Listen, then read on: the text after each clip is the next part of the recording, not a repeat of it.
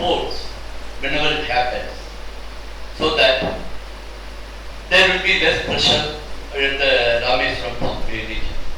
Whether fishers will move out or whether when this construction work will get over, and all these are caught in the bureaucratic mud in construction delays, which is not uncommon to third world democracy for a lot of other reasons. 3. There is also a positive side about this God and devil. I have this to say. When we start about discussing issues like this at a micro level, we have to think that the God is the government and it goes by principles but also is worried about it. If you are suggesting something in Bombay, for instance, I am speaking to the perspective of an Indian. The government of India sitting in Delhi will always think about the application of such a facility or rule or regulation to the rest of the Indian coast. And then details come. So how to propose something out of a discussion like this? This is a real problem we are addressing here. But when governments are involved, they look at the larger picture. How are we to go pass through these stages? This is one issue. If we propose something to the Tamil Nadu government, yes, they will be thinking about the entire Tamil Nadu coast after. If we propose it to the government of India, they are going to talk about the 7,500 kilometers of coast that India has. This has been one of the problems. Many studies, including this one. When it comes to implementation, there are issues and issues and issues that the policymaker doesn't have the time or the inclination. See, we have to understand in the context of any third world democracy, whether it is as someone is, I think Dr. Vivekananda mentioned yesterday, about this trawling itself coming to India from now. Likewise, if we look at other aspects, farming methods in India, I am talking about our lifetime. People who are above 50 in this audience, particularly from India, will recall and remember this. 50 years back, we introduced Japanese farming methods to improve crop and productivity, etc., etc. Today, we are blaming it and say we have to go back to our initiative. Forestation for development, deforestation. Politicians are easy to be convinced for a variety of reasons, and there is a variety of. Sorry. When it comes to the institutional memory of the bureaucracy and the governments as an institution, they suffer from a huge baggage, if you want to talk, or a huge memory that doesn't now get lost over immediately. With that, whatever we discuss here has to be borne in mind in the context that it has been spoke upon at the ground level by the government's concern. For instance, even economic reform, 20 years after economic reform, there is already a rethink in India. We are talking about the economic reforms on the one side, and successive governments, wherever, whoever, or whether it is central or in the states, are going ahead with subsidies. It is not only a political or electoral matter. It also involves a lot of other issues like socio-economic equity. So this is, when we are talking about the solution, we have to be looking at the larger picture and how to evolve. And at the same time, cover the core interest that a conference like this is supposed to address. How to evolve a policy and how to get down again backward to the ground level to issue particular areas. Because in a diverse country like India with the layers and layers of problems, there are as many dialects and as many languages as there are fishing populations. Their individual capacities, individual concerns are different. All these issues are there. I think we should bear in mind when we think about the cosmic solution and the procedure and processes to achieve that. Now, to the issue of kind of policy and politics. We have to disabuse a few thinking. That's what I was trying to explain in the first phase. That there is the acceptance level at the official level in every part of India that there is a excessive exploitation or over exploitation of product fishing, even in India. In fact, as Dr. Ajit Menon was mentioning yesterday, it happened in Kerala and other places earlier. So, how that itself, that the trawler fishers should not fish within 5 kilometers and leave it to the artisan itself is the first stage of deep sea fishing in a way, but unfortunately stop there. And again, if you take Sri Lanka where deep sea fishing is prevalent, Sri Lanka went straight almost to the next method of deep sea fishing and now to trawler fishing. So this is where it starts. How to convert to deep sea fishing in India, particularly the Park Bay region, is one issue that has been. I think the governments in Chennai and Delhi are not unconcerned about. Again, bureaucracy, red tape, time lag, everything, communication gap, all these things exist. Otherwise, yes, there is a political issue there. State government in Tamil Nadu or political parties in Tamil Nadu are making a huge noise about this thing, which is not uncommon here also. That let us accept that. Whatever is applicable to India is applicable here also. Whether there is a prevalent view, as I can share with this audience, in India today, though not shared by many because not many people read the newspapers from that context, another from the Tamil context, that the present effort in Sri Lanka for the release of fishers has not only to do with other factors, but also with the upcoming elections to the southern and western provincial council. I am not saying it is true, but these are likewise if you take the northern province. There are issues and political issues, there are political players, including those from the center and from Jaffna. There are divisions, there are issues, and Dr. Ambassador Kudaratna mentioned about the 2010 agreement. There was a follow-up draft in March 2011.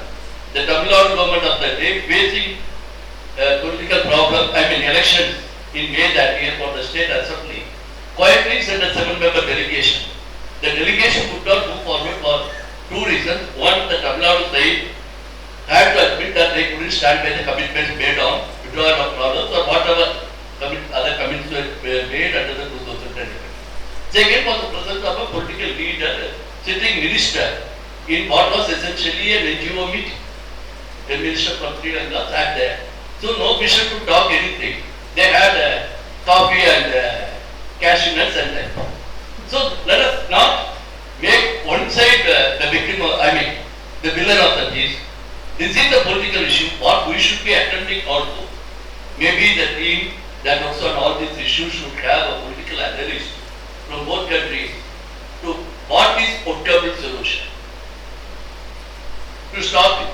Ultimate goal may be the best solution, but unless we look at what is an workable solution under a given set of circumstances, no solution is going to work on any issue. This is one problem all policy makers face because, see, for instance, any issue that comes before government, there is a political angle to it, a political claim someone has to make. Let us not close our eyes. We are not living in a utopian world, at least in this part of the world. Now, issues like IMD is there, arrests are there on both sides. And yes, Tamil Nadu fishers who have acted come here and overexploit the resources. They are crossing the IMD. There is only one difference: the Sri Lankan fishermen, mainly the Singhala South fishermen, also cross the IMD into Indian waters. But there are fewer in number. The damage that caused to the Indian fisheries or the Indian ecosystem are limited to that extent because there are fewer crossings. But they also come close to the Indian coast. This is not understood here. See, they are caught in areas such as Andaman and Nicobar, Andhra Pradesh coast, wherever tuna is available on the, off the Indian coast, Orissa. Just as we have to accept that the Sri Lankan IMBL is a sensitive issue in the context of security reasons flowing through the LTT and sea tigers whose memories cannot easily be erased. There are also sensitive strategic installations on the Indian side of the IMBL in this park. Odisha is a site for India's missile testing grounds.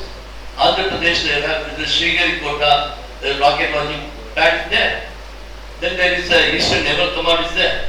In Andaman Nicobar, no, why I am saying is, if we start arguing, we can argue and argue without until the cows come home, and cows may not come home and the argument will not start. We have to look at the positive side and move forward. For instance, Ambassador mentioned about MOU. Minister Rajendra Sena of Sri Lanka, who was in Delhi last week for a talk with the Indian counterpart, also mentioned in the media, which no one has highlighted even in the media, that they are reviving the discussion on the MOU. It is only for India to benefit or not from the MOU, how we discuss it and how we structure it.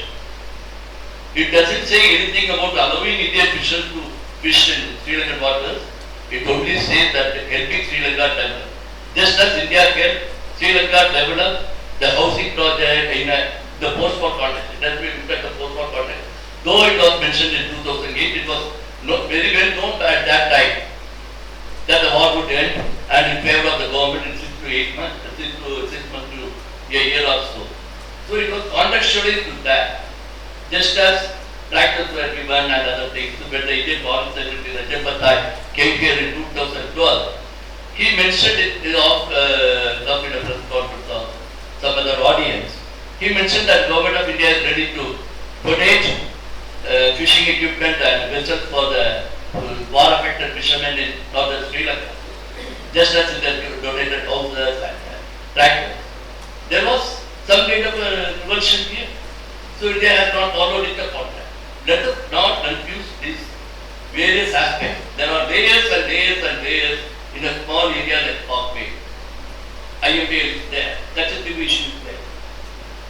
Then excessive trawling by Indian fishermen and crossing IMBL itself is not wrong if you look at the international thing. But if you also look at the other aspect of international waters, though I don't apply the yardstick of traditional waters or historic waters, etc., I don't think historic waters and traditional waters were thought about when India and Sri Lanka signed the 74 and 76 agreement. 1. 2.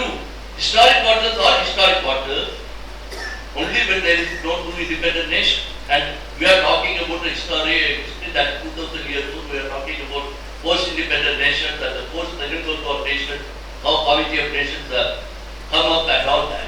So IMBL is IMBL, it has to be, its sanctity has to be respected in every issue.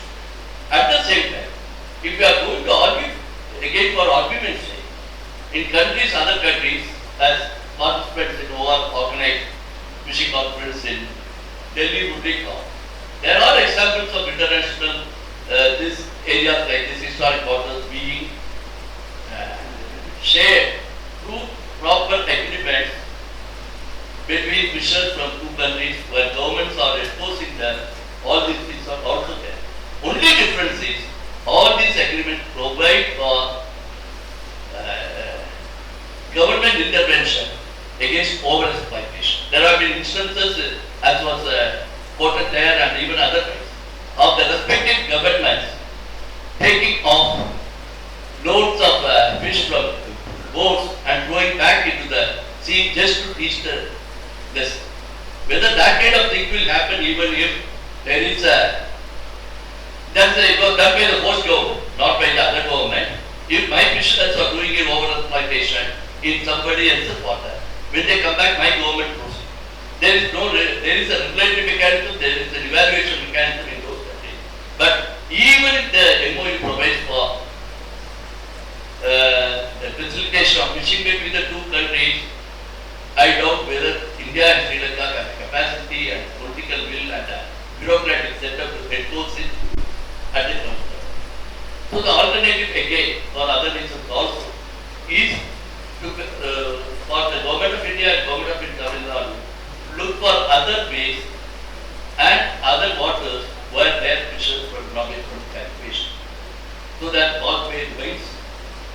peaceful forest. Thank you.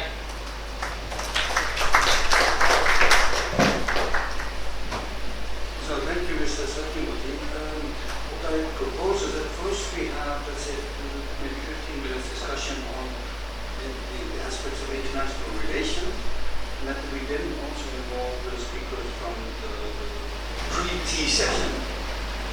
So any questions to these two gentlemen regarding the international relation and the way it affects the fishing problem we are talking about?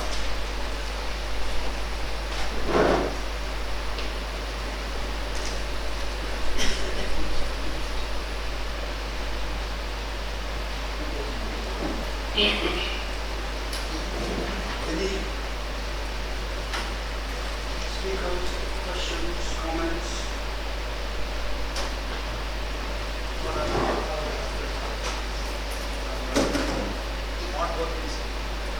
Looking up at Carlos and the same thing that earlier speaker shout. Can I just ask Dr. Munaratna how he feels, how he interprets the changes that happened over the last 12 months, particularly? Because I think in the last 12 to 18 months we've seen some quite dramatic changes, political changes in terms of how fishing communities in the north have been represented by the Fisheries Ministry, the way that in the last, certainly throughout 2013, the arrests of Indian trawlers have increased quite dramatically. Could you see how, when interpret that in terms of political changes that you've seen in the last maybe 18 months within Sri Lanka?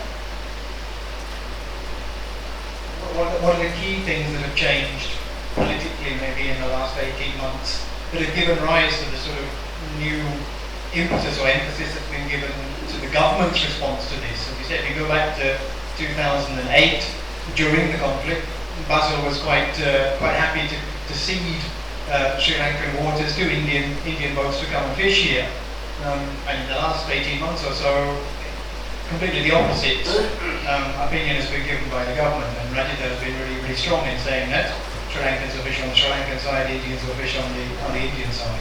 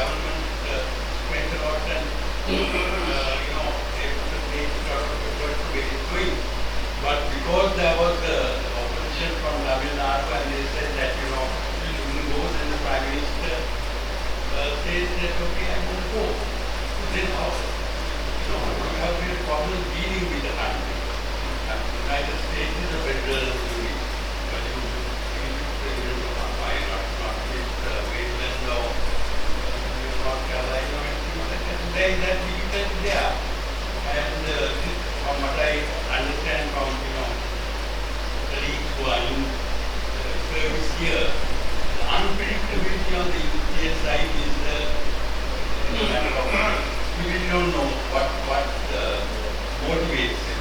So this is quite different from previous decades when foreign policy was decided in detail. They will go through their consultations, whatever, that they go to meet at wayside federal unit, and then come here. So this is really what it is. So now what happens is that the fishing industry in the north is improving. There is greater stress on northern fishermen going out and coming, and they themselves are okay. So this is really something that keeps going on. And in terms of getting, what I mean, you can't have a permanent solution. When the sizes are so disproportionate, you look at the number of, yesterday there was a slide that was shown here of the number of fishing vessels that come across the Sri Lanka side. And how do you cope with something like that? So even if you have a MOU, you are not going to be able to cope with that. Because I don't see any kind of effort on the part of the Indian side where they say don't cross the IMD. Maybe they have their own problems about how do you enforce the thing there. So this is the ongoing type of thing which has to be tackled by the two sides. And my point is that, personal point, is that get this by this kind of agreement, they can tend to erode concepts, which, different things of traditional fishing areas and all kinds of things keep thrown in. And this can be very problematic overall when you have those kind of conflicts. So it's a problem you have to learn to live with. And one way of living with it is how we have been doing it all up to now, different methods being used of coping with pressure points as they are doing.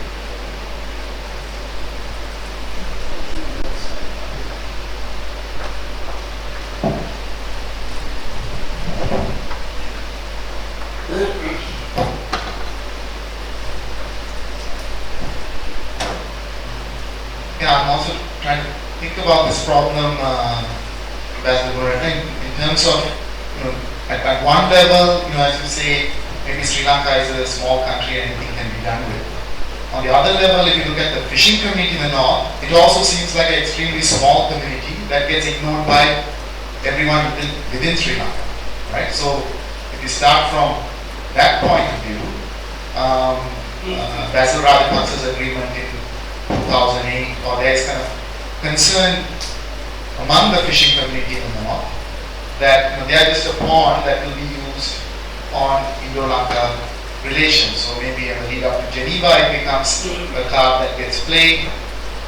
When that's over, it's forgotten. And it's not only with respect to the state. I mean, the fact that even the TNA has hardly taken a position on the fishing issue. So at every level, this community is very marginalized.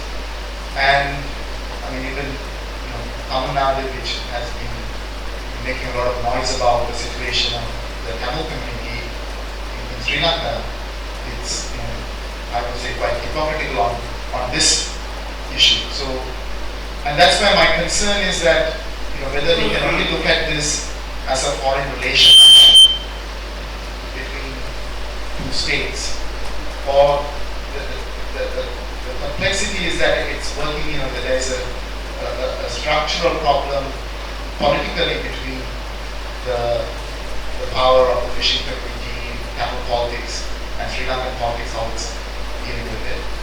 There is an economic dimension to this.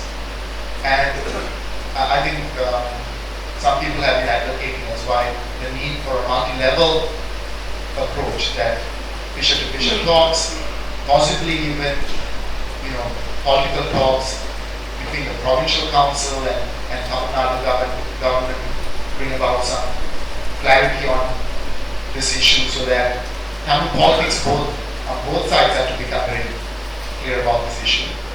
and then at the level of foreign relations. And this is where I feel that there also needs to be much more of a open debate, and that the public has to become much more aware of this reality too, because and I think one thing that's welcome is that there has been, as everyone has been saying, increased attention on this issue over the last year and a half. But and when there's attention in the media, there's all kinds of conspiracy theories, all kinds of spins on it as well. But nevertheless, I think it's only through a much broader debate on the issue that we'll be able to work it through, given its kind of multifaceted.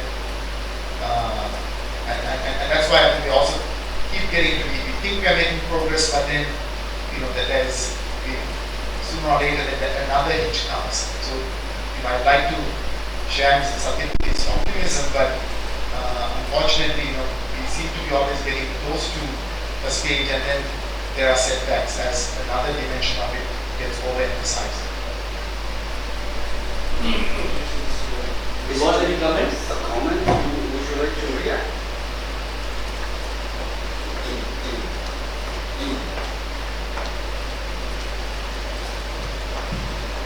As a new layer of issues come up, and I indicate there are layers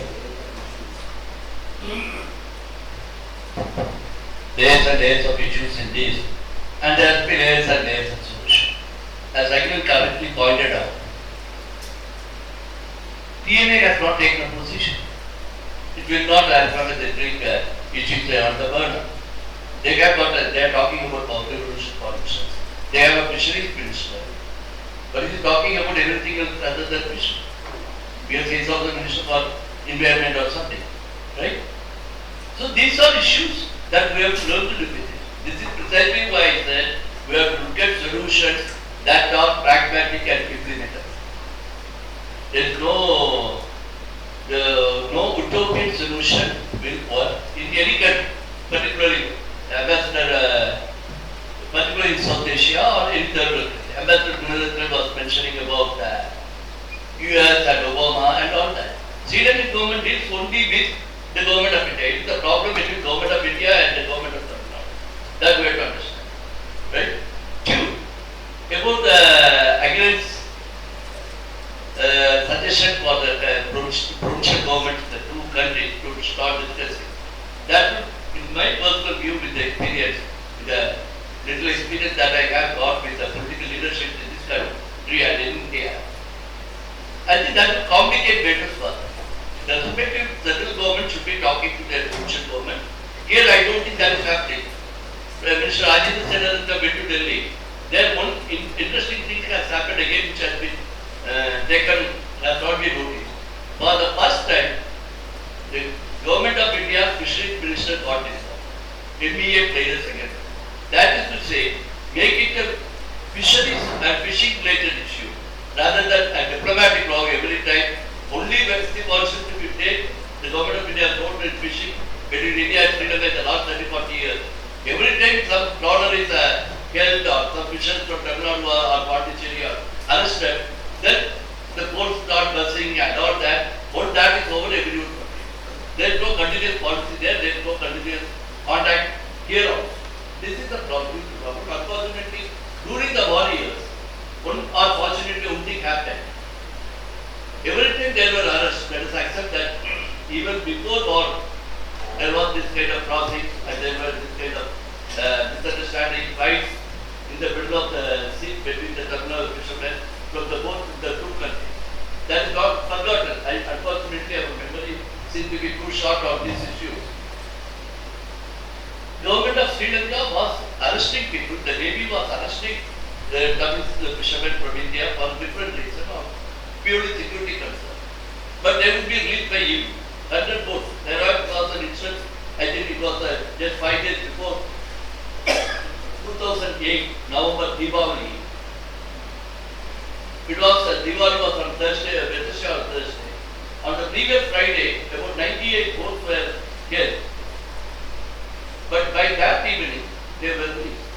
Though this is Friday evening, as Sri Lankans know, the government in Sri Lanka by the Sri Lankan Deputy High Commissioner in Chennai when it was brought to the room, once you have decided, and the Navy in Sri Lanka said they are innocent fishers. But we have to check because there was some information. It was fair enough in a wartime, or even other times. There can be smuggling of human beings, smuggling of all kinds. So they are only to check these things. But when it was pointed out, brought to the notice of the Sri Lankan government and the president, to be fair to them, that on the Wednesday or Thursday, there is Diwali and this fishermen could go home and join their families. If you have decided to leave, the president of Sri Lanka announced, yes, go ahead. Unfortunately, there should have been exchange at IMBA on Saturday itself, because there was a communication gap in setting the coast guard vessel and the weather turned bad. They have to be brought back on Sunday again. So this arrest or release, all this have been happening for quite some time. But under the Sri Lankan Tamil side also takes a position, as against rightly points out, and take it up. I don't think the TNA leaders who have started meeting Tamil Nadu political leaders in recent times have ever discussed it. We are discussing it here.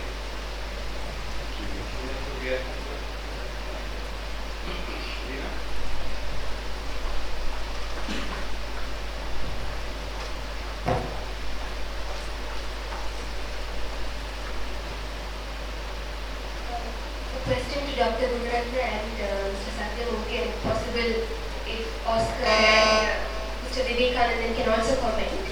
The first is, what is the nature of engagement of the respective governments with its own fishermen? Whether it's Delhi, Tamil Nadu fishermen, Tamil Nadu government, Tamil Nadu fishermen, where they are a political constituency. And similarly in Sri Lanka, the Sri Lankan government and the northern fishermen, or even fishermen in the south, what is the nature of engagement? And since they are not so much, from what I know, a political constituency here, and also from my limited experience of interviewing fishermen in the north, most of the facilities, say cold storage or the infrastructure they might need or to make their catch more marketable, seems to come from aid organizations. So what really is what in your opinion is the role of the government, and what kind of engagement they have currently? You all can throw some light on that.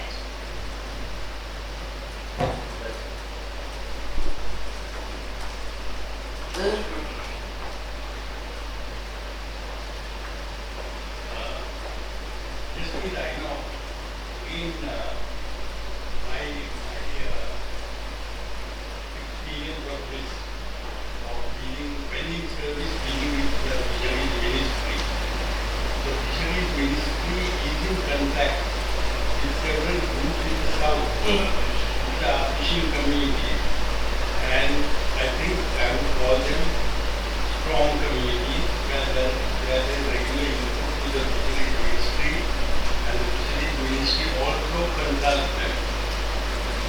But what has happened in the case of the north is because of the war, there was complete breakdown of what could be done there, and there were all kinds of restrictions on fishing. And now I presume that with the Northern Provincial Council being in place now, that there will be greater discussion between the Fisheries Ministry and the Northern Provincial Council, and they will be able to exchange views as to what their conditions and what their problems are. And the Fisheries Ministry itself, as part of its kind of normal outreach, I know, is in contact with different groups in the south where there is a strong fishing community and a strong fishing representative.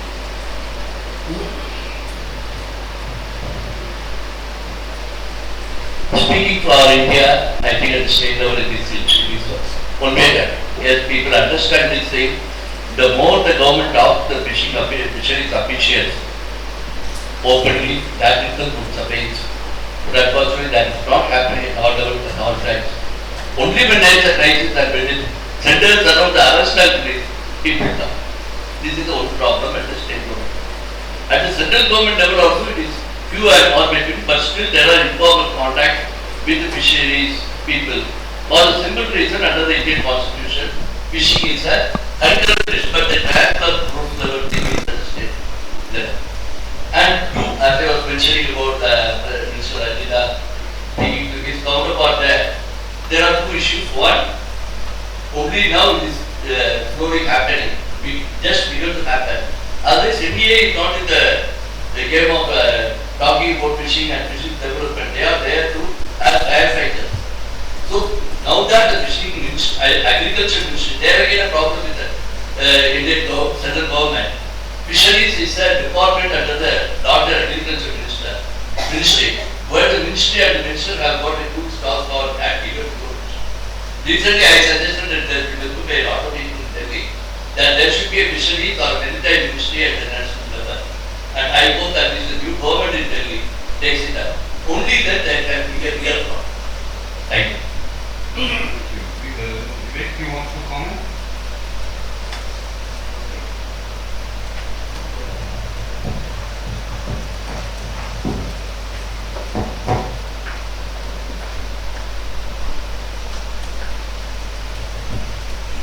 See, of course, the India government does not deal directly with Tamil Nadu fishermen, as already been explained by Mr. Satyamurthy.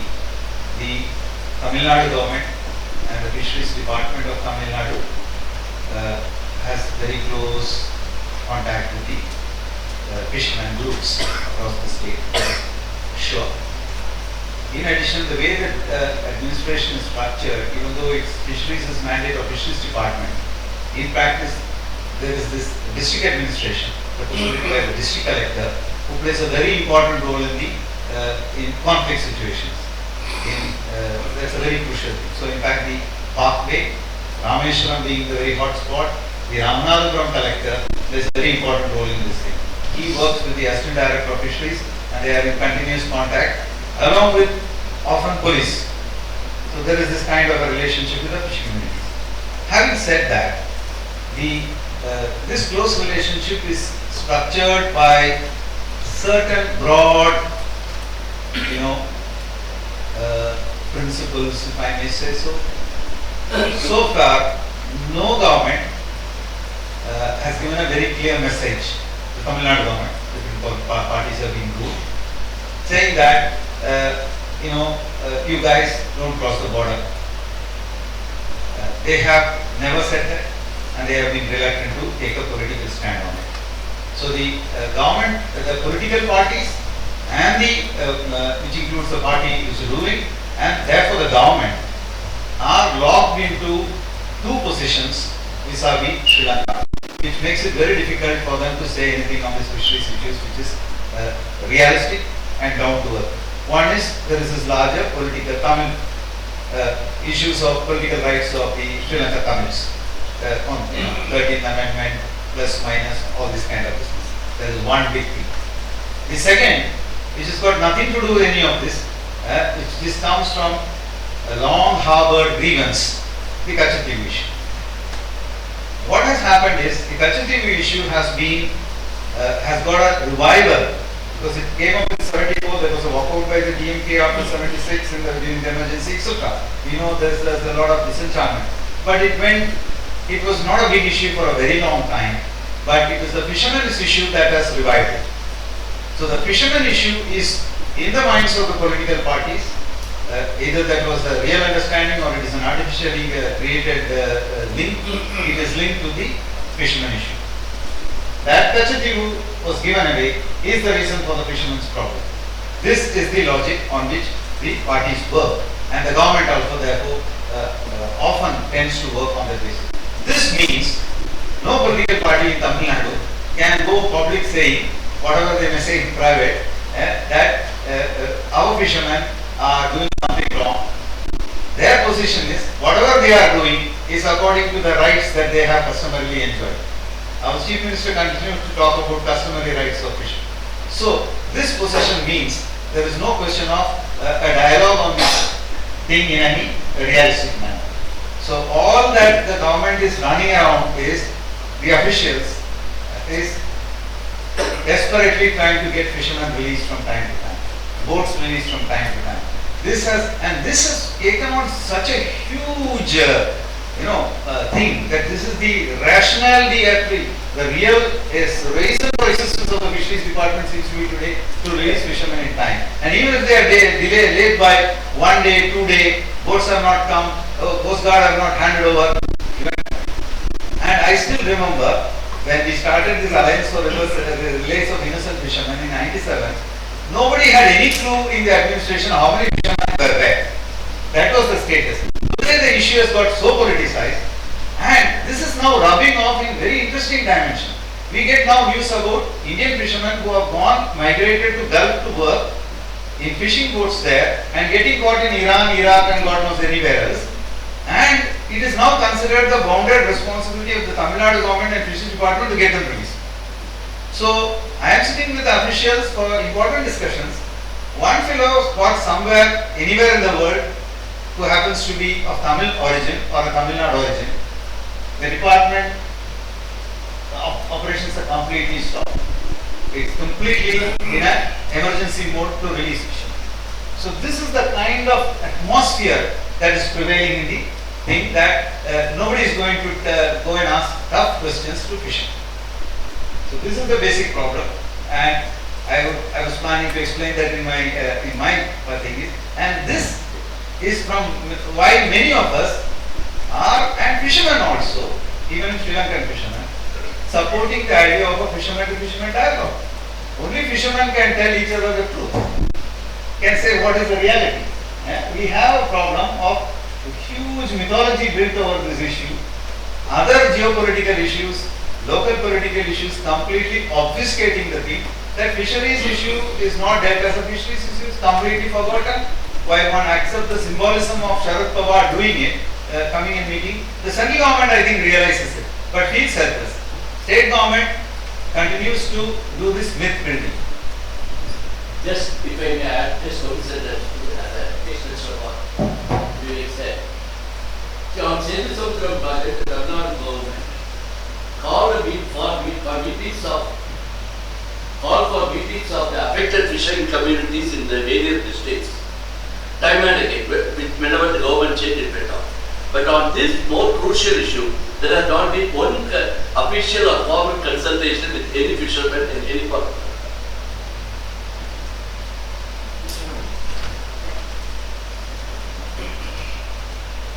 Somehow the comment I wanted to make relates now to what has been said now more recently, but I have to confess first I'm a bit confused and also worried.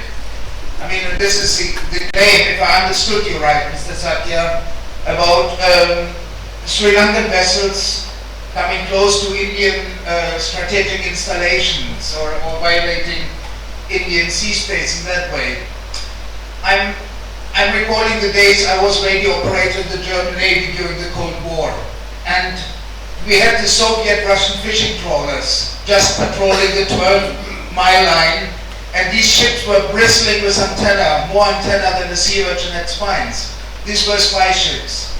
I'm wondering if the Sri Lankan multi-day boats fit into that category. And now I'm asking really, if I understood right, if this is not being built up for the Indian public to say, yes, Indian fishermen may be violating Sri Lankan sea space, but look, it's vice versa. I'm really wondering if that's a major issue or if a single issue is being magnified to balance this. I don't want to use the American expression tit for tat or so in this. I think we are more serious than that. So I'm really, this is my question now. Is this not possibly made up to prepare the Indian public for this debate? The answer is yes and no. First part of the answer, so far not one arrested Sri Lankan ship has been seen or as a spy ship or carrying any contraband.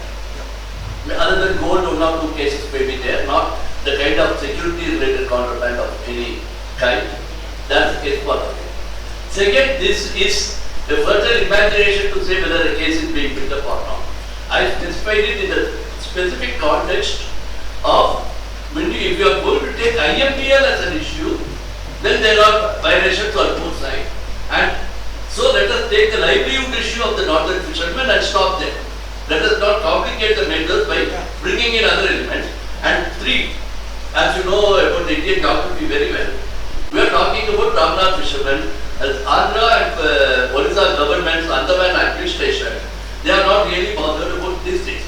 But if we are going to argue for sake of argument that IMD and security and all that, there are security concerns there also, that is what I say. And if I may say so, there is just another part. Recently I read in some Sri Lankan newspapers about southern fishermen in Sri Lanka going to the government saying that the Chinese trawlers that are operating in deep sea vessels with the licensing from Sri Lankan government operating off Sri Lanka have violated the agreement and are beginning to market their produce in inside Sri Lankan markets. So there are issues and issues. If we start going deeper and deeper, let us try to isolate issues and let us treat it as a livelihood issue. That was my idea. Yes, thank you very much. This is not really a question. I would like to bring some facts in front of the August gathering here for their own consumption. Probably you may not be aware of the gravity of Indian fishing trawlers coming into Sri Lankan waters and the numbers, how many numbers here. Now the facts or the figures I am bringing in front of you are the figures that's figured out by the Sri Lankan Navy and the Sri Lankan Coast Guard using the radar situated in the shore bases as well as the ships operating in patrolling areas. For year 2013, we have cited 45,167 Indian trawlers within the IMDL Sri Lankan side. Out of this 45,167, 1,396 were identified along with their registration numbers, colors, and the other markings.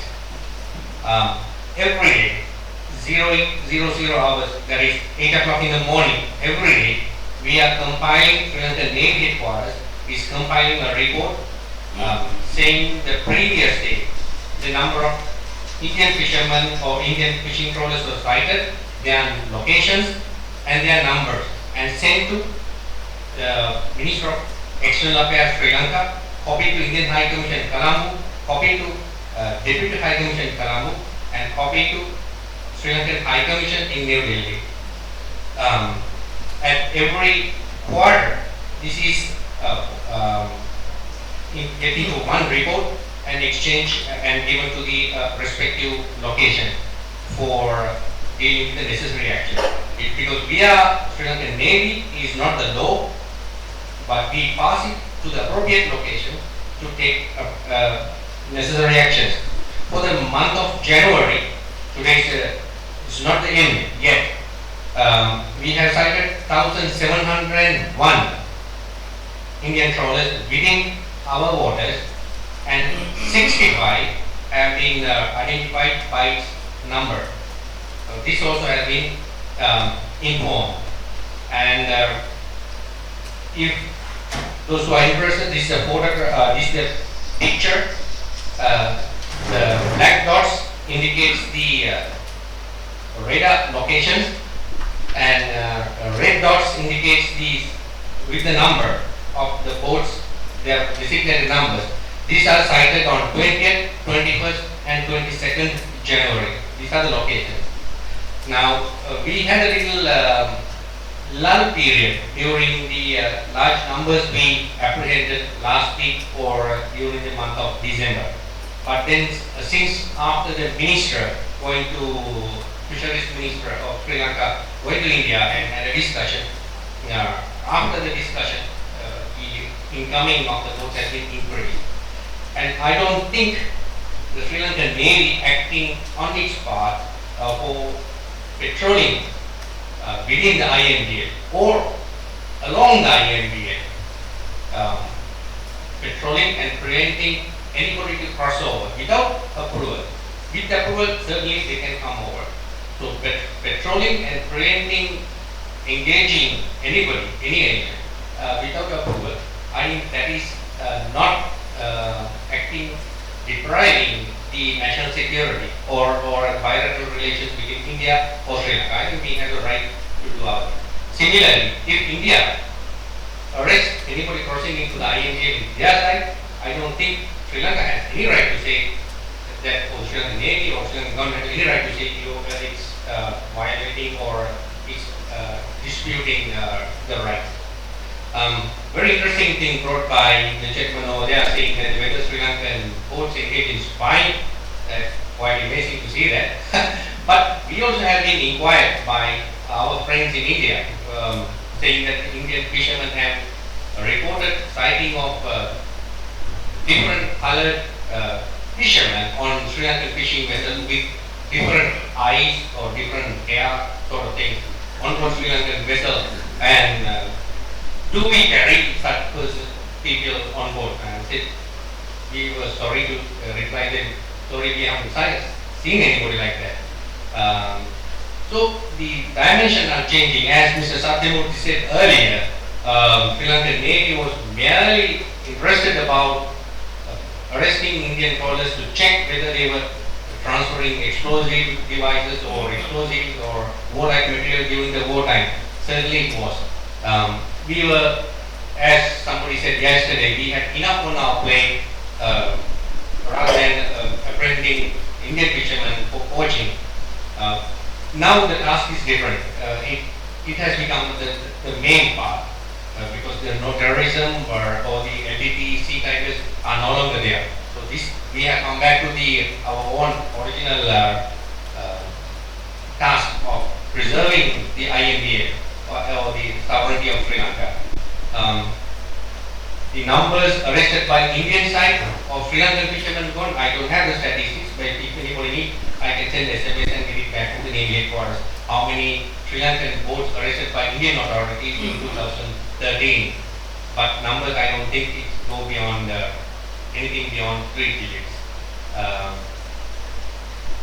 So these are the little clarifications I want to make before this August gathering regarding the figures of how much problem we have in our planes. Thank you. It should be 25 to 30 ships, vessels from Sri Lanka and UK borders, and 500 to 600 are both in Sri Lanka borders. That's unfortunately.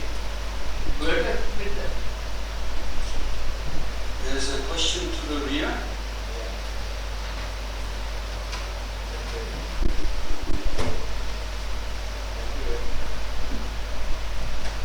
Thank you very much for the opportunity.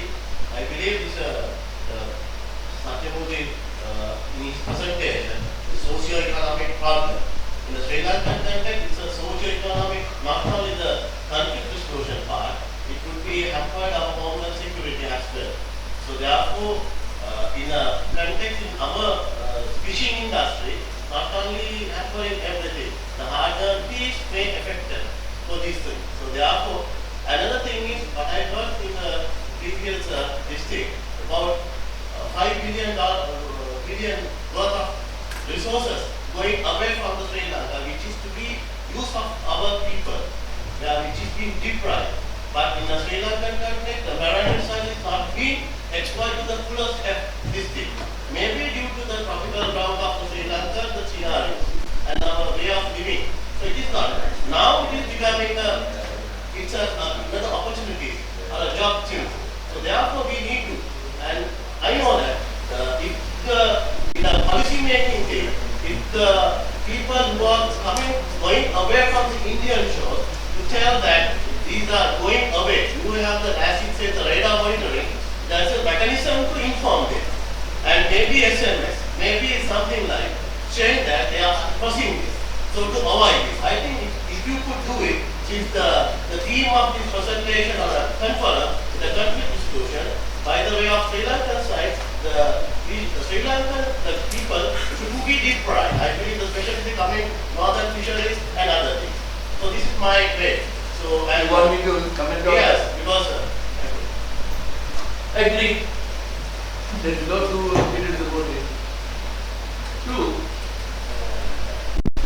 is that there is no need for radars or there is no need for SMS or GPS. The fishers know they are crossing. Maybe there will be one or two stray incidents of crossing other way. Until about 3-4 years back, there will be another interesting phenomena of Indian fishers caught here or chased by the Sri Lankan Navy would go back and say they chased us into Indian waters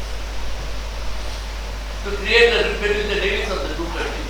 When I got into the notice of the powers that be, the Indian Navy chief, I think was in 2007 or somewhere, when he visited Rameswaram and Mandapam, he told the fish, addressing a press conference, he declared, if you are saying that Sri Lankan Navy is violating the Indian sea waters, you are questioning our integrity. That day it stopped. It is not that fishers don't know they are crossing for us to tell them. They are crossing. How to stop them from crossing is a question. Still, the question that they should be stopped, there is no two opinion, at least in this call, I think. Thank you.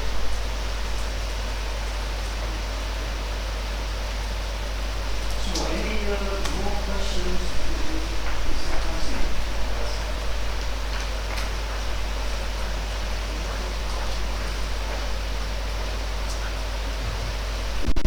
We all know that of the small, very shallow enclosure, having about 12,000 square kilometers spread over and equally divided between these two countries. And scientifically, if we make an earnest attempt, we can estimate what will be the production potential of this entire area. This can be equally shared.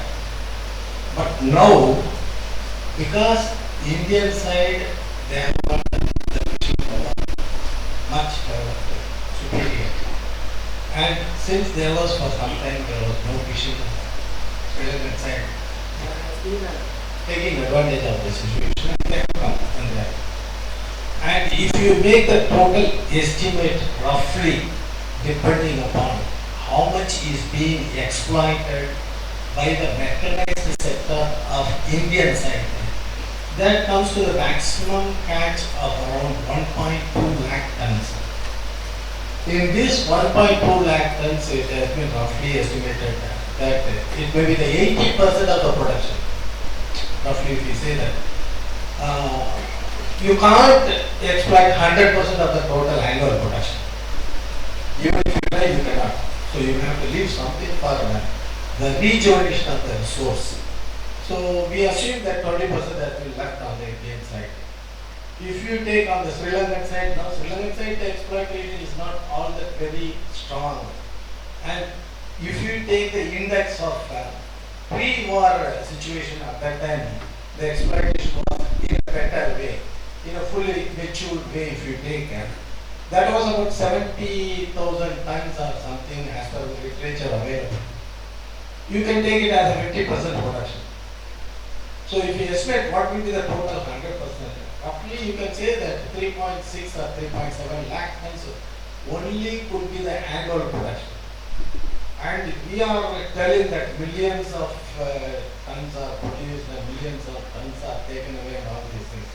If you make this conservative estimate, and there are certain enjoyment on the Indian side, that could be easily estimated what it is and all these things. We could arrive at sharing the resource equally. There is a possibility there. Biologically also you have to approach the problem. And the problem of the Sri Lankan fishermen, traditional fishermen being affected by the Indian mechanized trawlers is similar to that what it is being once suffered by the Indian fishermen, traditional fishermen. That is what happened, that led into the bloodshed, and then there came to an understanding. There was a 3-day, 4-day fishing practice. Now that has come into the.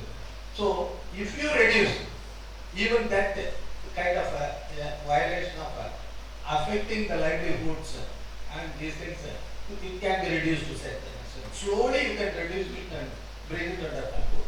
So we have to approach this problem on the biological side also.